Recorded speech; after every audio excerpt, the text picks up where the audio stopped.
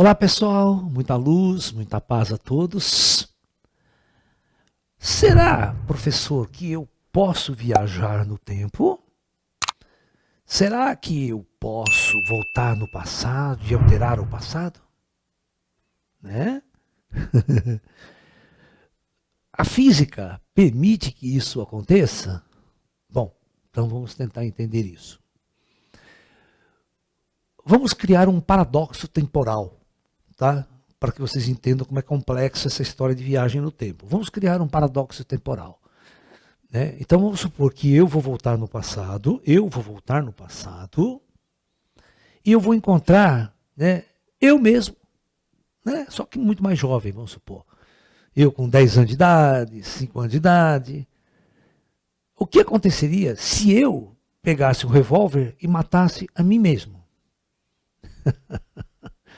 Né? Olha o paradoxo. Será que eu deixaria instantaneamente de existir, mesmo eu estando ali, sendo uma outra matéria, em outro corpo, uma outra biologia?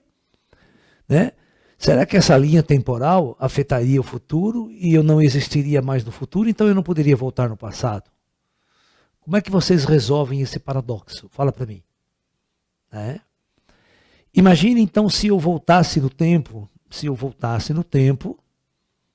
e antes de Hitler subir no poder, eu mataria Hitler e isso mudaria toda a história. Não haveria nenhum holocausto judeu, não haveria Segunda Guerra Mundial. Será? O que vocês acham? E aí nós teríamos um futuro totalmente alterado? Né? Tudo que aconteceu não aconteceu, simplesmente porque fui lá e fiz um pequeno ato.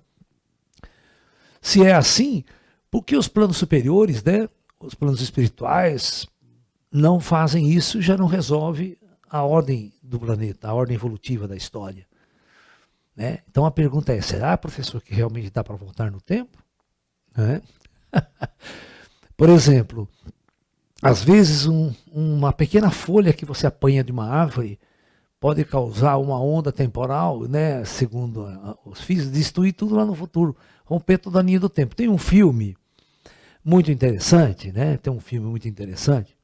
Que ele vai falar sobre esse paradoxo, né? Então, no futuro da Terra aqui, eles conseguem construir uma máquina do tempo e eles começam a querer ganhar dinheiro com essa máquina do tempo. Então, o que eles fazem? Turismo temporal.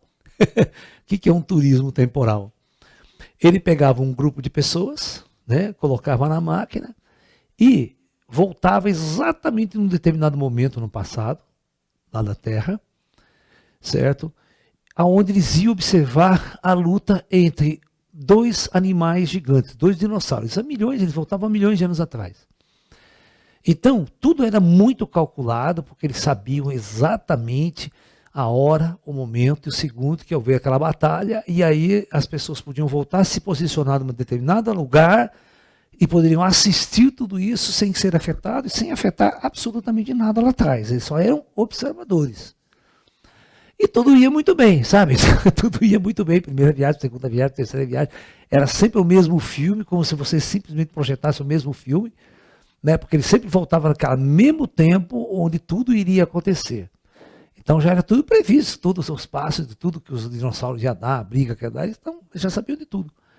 Só que um belo dia aconteceu um erro.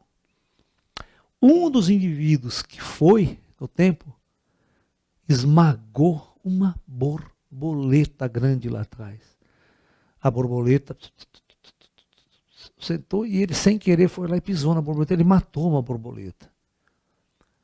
E ele voltou para o futuro, alterando o passado. Aquela borboleta que deixou de existir, por intervenção de um viajante do futuro, há milhões de anos atrás, foi o elo de conexão e de ligação de muitos fatos e fenômenos que foram acontecendo ao longo do futuro. E isso começou em ondas destruir o futuro. O futuro começou a mudar de uma hora para outra, que os negros não sabiam mais o que fazer. Né? Eles teriam que consertar o passado, tentando voltar no tempo e evitar aquele desastre de o cara pisar na borboleta. Né? Mas as mudanças começaram a ser tão rápidas que até a máquina do tempo deles começou a desaparecer, eles não tinham como voltar mais no tempo.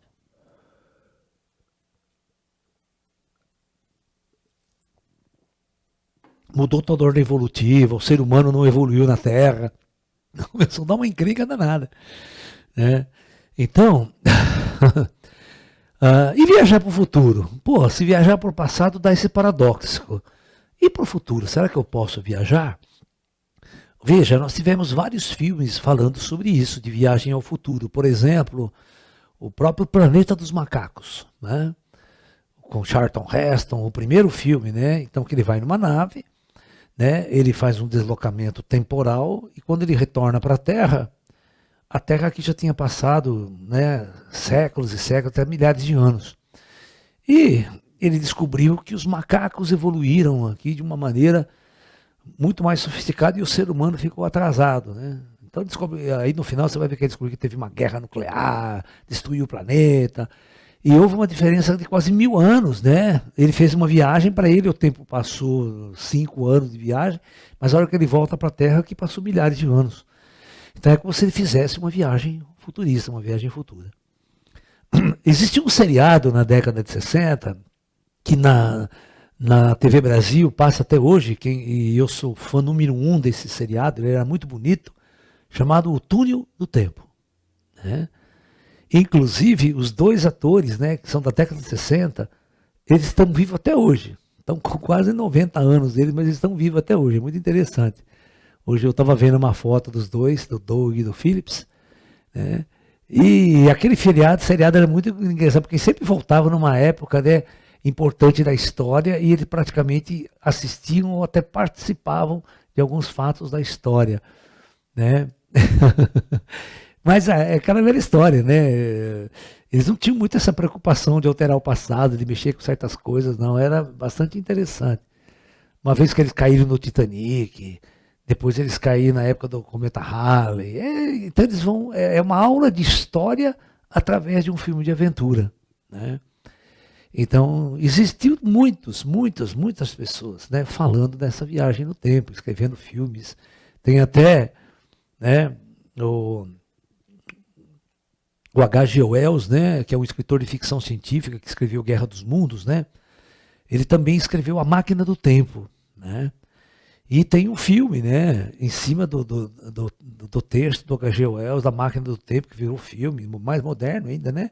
Que ele viaja para o futuro, ele vai indo, né, no tempo, e é muito interessante. Então, quem gosta desse tema e quer realmente se aprofundar, nós vamos fazer um seminário especial nessa semana agora que entra, quarta e quinta-feira, às 20h30. São 2 aulas com o tema Os Mistérios do Tempo.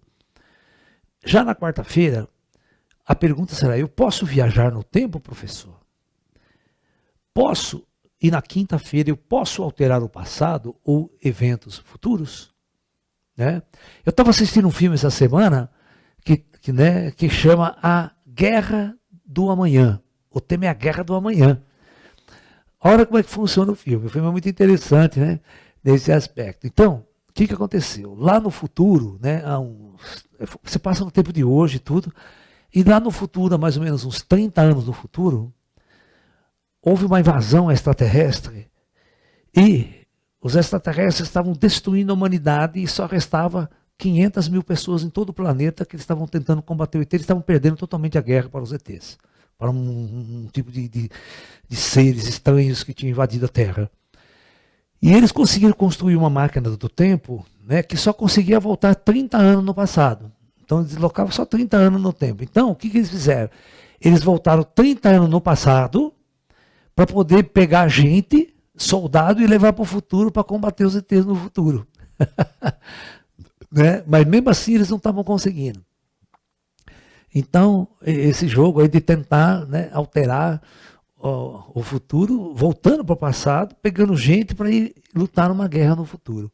Né? É uma coisa muito louca. Os escritores de ficção científica, eles viajam pra caramba nessa história de deslocamento temporal, né? Então, quem gostar, vem aqui comigo, vem ver o que a física diz, o que a teoria da relatividade de Einstein fala, né? O que a gente pode entender? Será que a física quântica, Laércio, admite viagem no tempo? É possível? E os universos paralelos existem? Né? Então, venha discutir com a gente, venha participar desse seminário, faça a sua inscrição em nosso canal, né, em nosso site, quer dizer, laerciofonseca.com.br.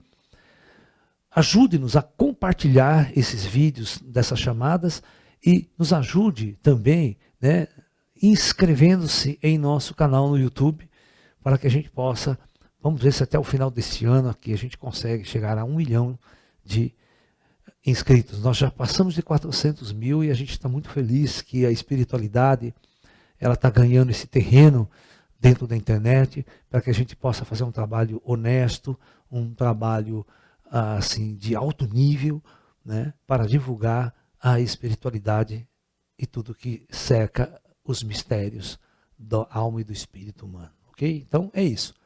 Namastê, muita paz e até lá, pessoal.